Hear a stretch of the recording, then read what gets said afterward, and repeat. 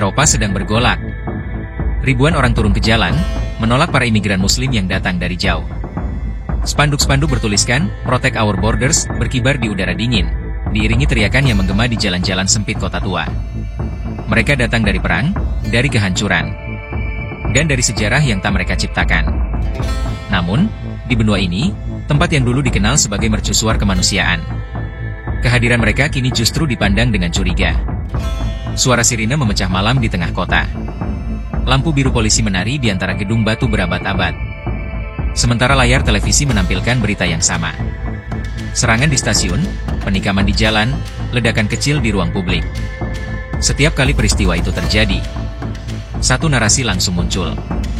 Pelaku diduga imigran, berasal dari Timur Tengah, berlatar Islam. Disinilah ketakutan itu tumbuh.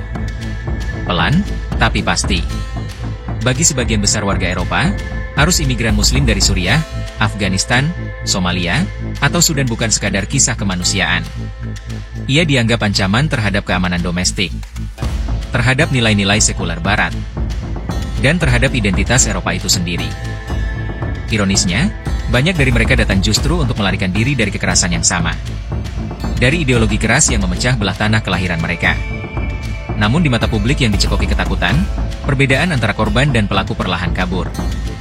Doktrin ekstremisme yang pernah melahirkan ISIS kini menjadi bayang-bayang panjang, menyertai setiap langkah para pengungsi yang datang mencari selamat. Dan di tengah bayang-bayang itu, lahirlah pertanyaan yang menggantung di udara. Apakah yang mereka bawa adalah harapan, atau ancaman baru bagi Eropa?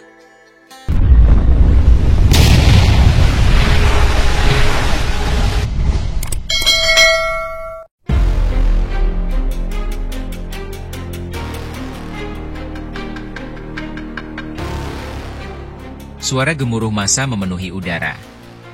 Di pusat kota London, barisan polisi berham berdiri di antara dua kelompok besar yang berhadapan. Di satu sisi, teriakan "Stop the Invasion" menggema, wajah-wajah tegang, bendera Union Jack berkibar tinggi. Di sisi lain, sekelompok kecil aktivis menentang dengan spanduk sederhana, "No one is illegal. Refugees are human."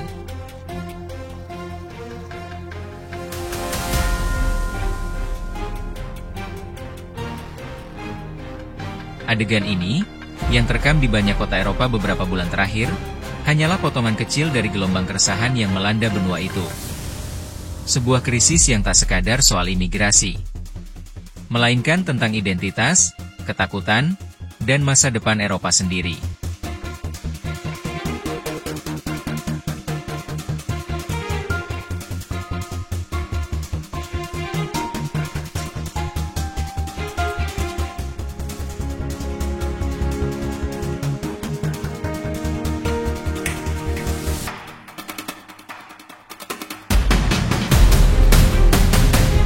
Di Inggris, demonstrasi besar meledak setelah insiden penyerangan di Southport.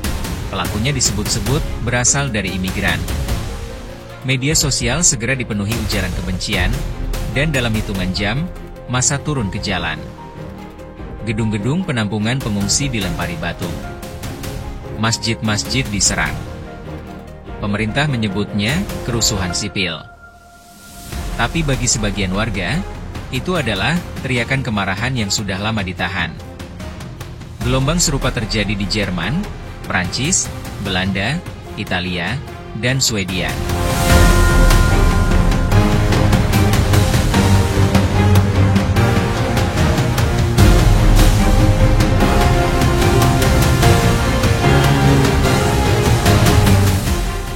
Di Berlin, ribuan orang berkumpul di depan Reichstag membawa poster bertuliskan Deutschland zuerst, Germany first. Di Marseille, warga menolak dibukanya kembali kamp pengungsi. Dan di Swedia, kelompok ekstrim kanan Nordic Resistance Movement kembali aktif, menyerukan Eropa putih untuk bangsa Eropa. Angin penolakan itu bertiup dari utara ke selatan, dari barat ke timur. Dan seperti badai, ia membawa sesuatu yang lebih dalam dari sekadar protes, ketakutan terhadap Islam.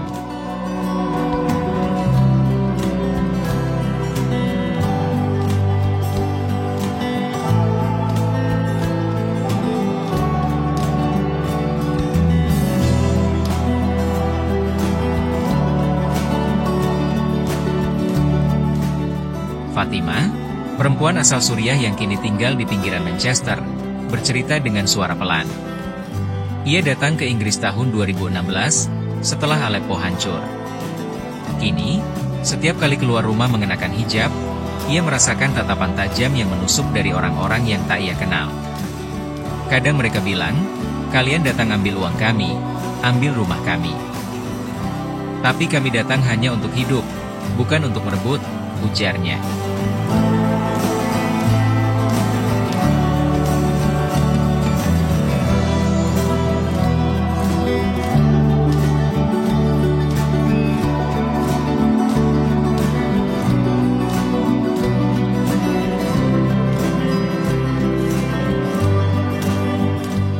Di Athena, Yunani, para pengungsi tidur di tenda-tenda biru di bawah jembatan.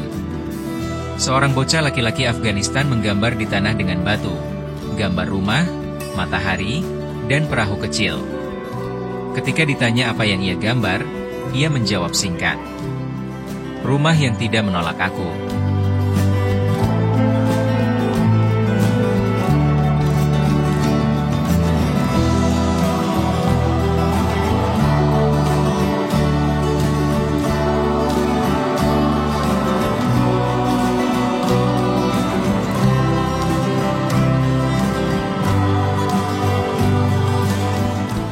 Untuk memahami penolakan hari ini, kita perlu menengok sejarah panjang hubungan Eropa dan dunia Islam. Dari Perang Salib abad ke-11 hingga invasi Ottoman ke Balkan, memori tentang Islam sebagai ancaman dari timur telah tertanam dalam kesadaran kolektif bangsa Eropa.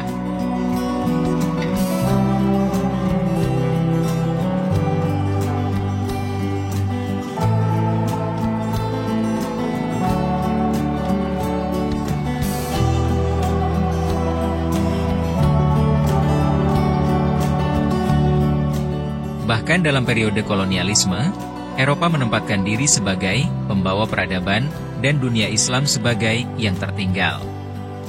Ketika kini jutaan warga dari Suriah, Afghanistan, Sudan, dan Somalia datang mencari perlindungan, sebagian masyarakat Eropa melihatnya sebagai kebalikan dari sejarah. Seolah masa lalu kolonial kini berbalik menghampiri pintu rumah mereka. Seorang peneliti di Universitas Sorbonne menyebutnya, memori terbalik kolonialisme, rasa bersalah sejarah yang bercampur dengan ketakutan modern. Tapi ketakutan itu tidak tumbuh sendiri. Ia dipelihara dan dimanfaatkan.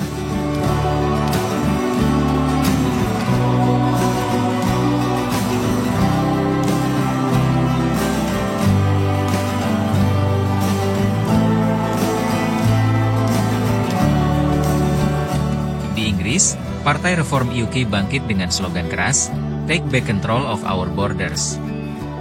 Di Prancis, National Rally memusatkan kampanyenya pada perlindungan identitas nasional. Sementara di Jerman, AfD kini menjadi kekuatan politik besar, dengan narasi bahwa imigran Muslim mengancam budaya Jerman.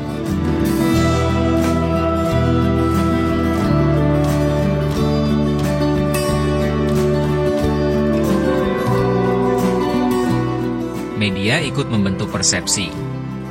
Setiap insiden yang melibatkan pelaku berlatar Muslim diberi porsi liputan besar.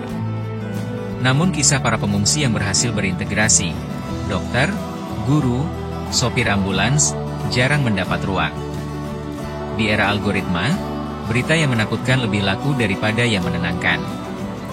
Dan rasa takut selalu menghasilkan keuntungan, terutama di masa pemilu.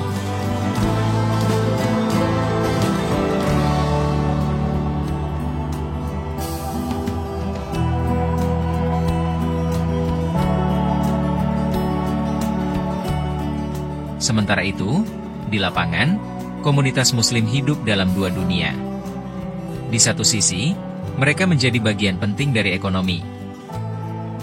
Perawat di rumah sakit, pekerja konstruksi, sopir, pengemudi taksi, pengantar makanan, hingga tenaga pembersih kota.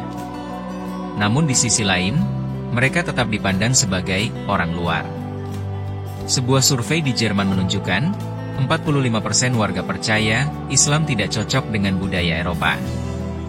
Sementara di Prancis, 60% responden setuju, simbol keagamaan seperti hijab sebaiknya dilarang di ruang publik.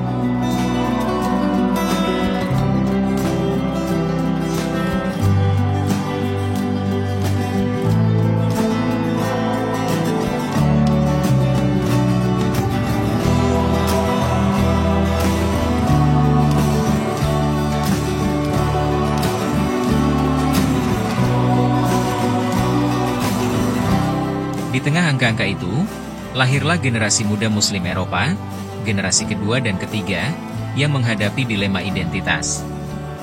Mereka lahir di Paris, Berlin, London. Mereka berbahasa Eropa, bersekolah di sistem yang sama.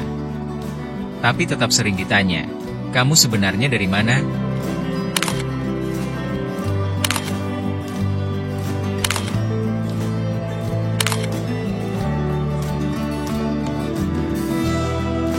Amir, remaja kelahiran Lyon berusia 19 tahun, berkata, "Aku orang Prancis, tapi setiap kali ada serangan teroris, aku harus menjelaskan ke teman-teman bahwa aku bukan bagian dari itu. Aku capek minta maaf atas sesuatu yang tak kulakukan." Rasa terasing itu tak hanya melukai batin, tapi juga memupuk kemarahan. Dari sinilah muncul ekstremisme kecil di pinggiran kota, bukan karena ajaran agama, tapi karena rasa ditolak. Seorang sosiolog Inggris mengatakan, setiap generasi muda yang merasa tidak diterima di negerinya sendiri, adalah tanah subur bagi radikalisasi. Faktor lain yang tak kalah penting, ekonomi.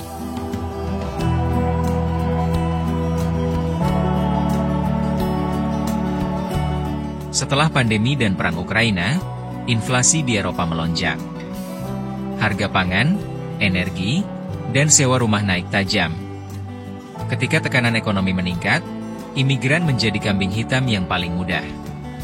Kalau bukan karena mereka, pekerjaan kami tak akan habis, kata seorang demonstran di Sheffield.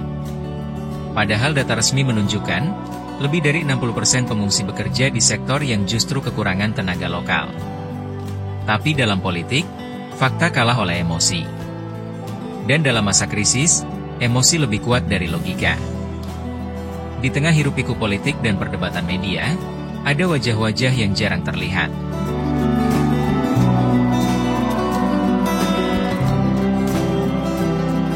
Seorang ibu yang memeluk anaknya di kapal penyelamat di Laut Tengah.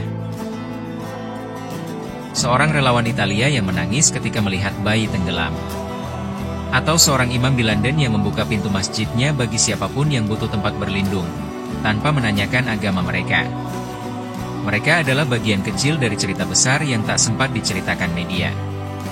Cerita tentang manusia, bukan angka.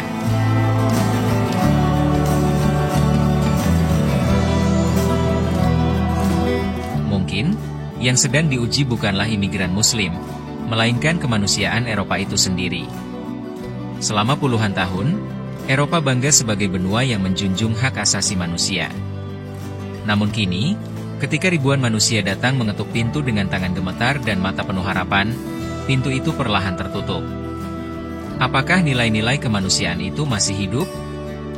Ataukah ia hanya berlaku ketika tidak ada yang menuntut pengorbanan? Dari London ke Berlin, dari Marseille ke Stockholm, bayang-bayang penolakan itu terus memanjang. Dan di bawah bayangan itu, wajah-wajah Muslim menatap masa depan, dengan harapan kecil bahwa suatu hari, mereka akan dilihat bukan sebagai mereka, melainkan sebagai bagian dari kita.